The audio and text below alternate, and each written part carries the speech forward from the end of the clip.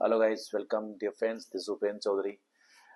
और एक छोटी सी वीडियो उन सभी स्टूडेंट्स के लिए जिन्होंने देखे अभी अभी नए नए सपने, जो अभी अभी आए हैं ये सोचकर कि अब हम कुछ करेंगे, कुछ बनेंगे।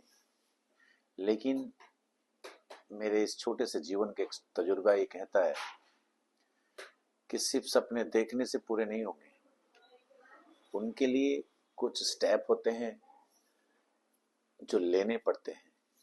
कुछ स्टूडेंट्स थोड़े जल्दी ले लेते हैं, कुछ थोड़ा सा समय लगा लेते हैं।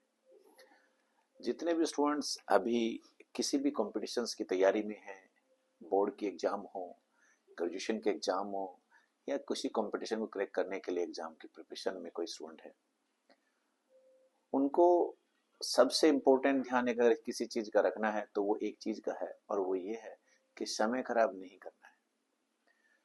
एक एक पल जितना बचा सके उतना बचाएं और उसे बचा के अपने स्टडी पे लगाएं।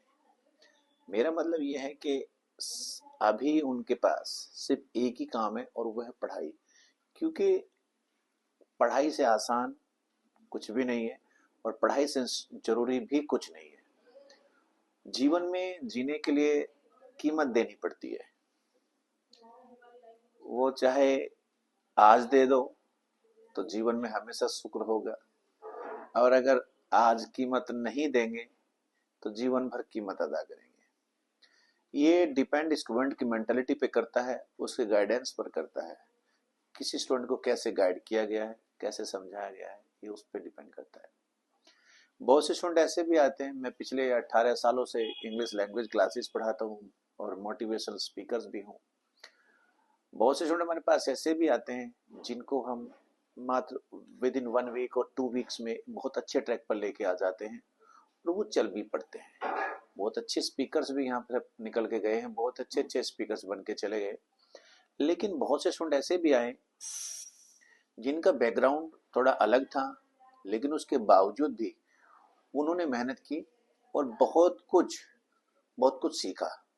लेकिन कुछ स्टूडेंट्स ऐसे भी आए जिनके साथ हमने बहुत ज़्यादा एफर्ट्स किए, लेकिन वो टस से मस भी नहीं हुए। यानी कि कुल मिला के बात यह है कि सारी कहानी अपनी सोच पे डिपेंड करती है कि सोचता कैसा इंसान।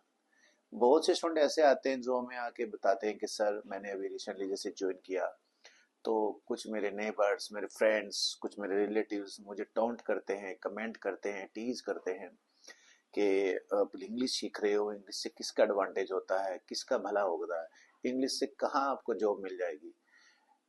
तो इस तरह के वो कमेंट सुनते हैं, वो बच्चे बताते हैं कि सर हमें गुस्सा आता है। मैं कहता हूँ तुम्हें तो आज 2026 में ये सब चीज़ें देखने को मिल रही है, मैं तो 2007 में सुनने को मिला था मुझे तो ये सब चीज़ें।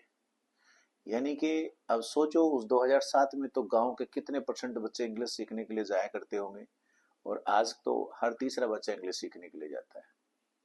किसी जमाने में जब हम लोग इंग्लिश सीखने के लिए जाया करते थे तो ये सब सेम चीजें हम भी फेस करते थे। इसीलिए मैं स्टूडेंट्स को कहता हूँ यू आर सो लकी, आप बहुत लकी बच्चे हैं जिनके पास आजकल बहुत कम उम्र में बहुत सारी फैसिलिटी है, जिसमें आपका गूगल है, यूट्यूब है, मोबाइल है, लैपटॉप है, X Y Z, money more things also. एक हमारा टाइम था जिसमें गूगल, यूट्यूब, व्हाट्सएप, इंस्टाग्राम ये कुछ भी नहीं था। सिर्फ एक ब्लैक बोर्ड क्लासरूम में, उस पे खड़ा हुआ एक बहुत ही हट्टा कट्टा 6 फुट का टीचर, हाथ में उसके चौक, व्हाइट कलर की चौक, और एक हाथ में इतना मोटा डंडा। वो दो चीजें होती थी बस। अब स्टूडेंट पर डिपेंड करता था कि वो किसका ज्ञान लेना चाहता है, चौक वाला या इसके वाला। बहुत बार ऐसा होता था कि, और हमारे जमाने में तो ज्यादातर ऐसा ही होता था कि इसका चौक ज्ञान देते देते टीचर इसका भी दे ही देते थे, डंडा भी यूज कर ही देते थे। उनको लगता था कि बस मिस हो ही ना ये चौक वाला ज्ञान, बस आ ही जाए इस तक, और डर के मारे हम लोग सीख भी लेते थे। हालांकि मैं ये नहीं कह रहा हूँ कि सभी बच्चे सीखते थे, उस जमाने में भी बहुत से स्टूडेंट ऐसे थे जो नहीं भी सीख पाते थे।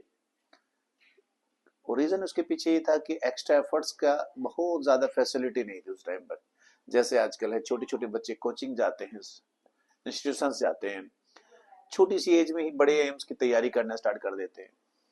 थोड़ा सा ये कहीं ना कहीं फर्क है उस चीज का। फिर भी उसके बावजूद मैं स्टूडेंट से सभी से यही कहना चाहूंगा कि गाइस समय खराब ना करके जो भी आपको चांस मिला है you should pay the chance. Okay, have a nice day. Video दोस्तों कैसी लगी आपको कमेंट जरूर कीजिएगा मुझे।